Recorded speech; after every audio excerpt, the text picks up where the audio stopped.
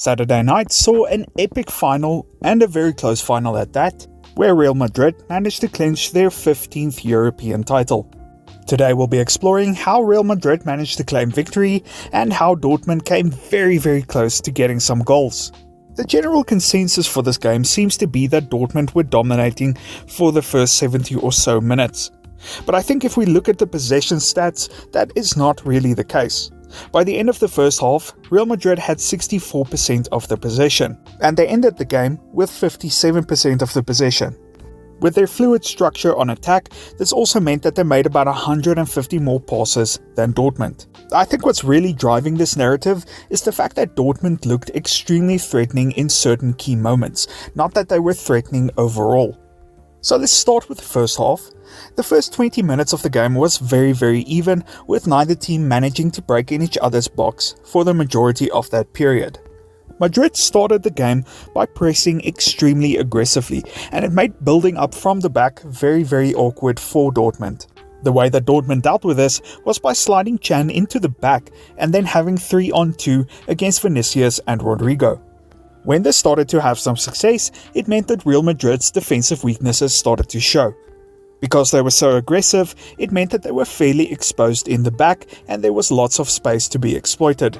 Dortmund did very well to pass through Real Madrid's backline, and I thought that Adeyemi in particular did very well to get into threatening positions. This created some really big chances for Dortmund, and unfortunately they just couldn't finish it off. But we also need to give some credit where it's due, as Real Madrid's defense tracked back strongly and got into shape to subsequently eliminate these threats. Dortmund did have some big chances, but the time window that they had to capitalize on these was very small. In addition to these big chances, Dortmund also managed to create some space in the right middle side of the field. This is because the Real Madrid midfielders wanted to protect the middle of the field, which left space on the right hand side. As they were preoccupied with Can in the middle of the field, it gave Ryerson enough space to receive the ball uncontested. When Real Madrid was in possession of the ball, they also had a lot of opportunities to attack on the right side of the field. This is because Carvajal was positioned very forward, and it allowed a lot of long balls to be sent his way. The average player position confirms this trend, and it shows that Carvajal found himself close to the box on many occasions. I found that Bellingham also had a very solid game as the target man in the middle of the field. When long balls came his way, he managed to use his size to dominate the air and give Rodrigo and Vinicius attacking opportunities.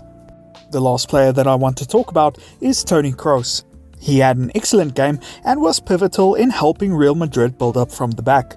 Dortmund was set up in a mid-block on defense, and it was quite difficult for Real Madrid to build pressure from the back.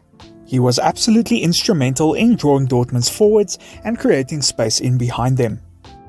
In the end, it was a very even game that was ultimately decided by some very important moments. Unfortunately for Dortmund, they just couldn't capitalize on the opportunities that were given to them. And Real Madrid, on the other hand, who are absolutely stacked full of world-class talent, took their opportunities. It'll be really interesting to know what you thought of the game, so please leave a comment. Thanks for watching.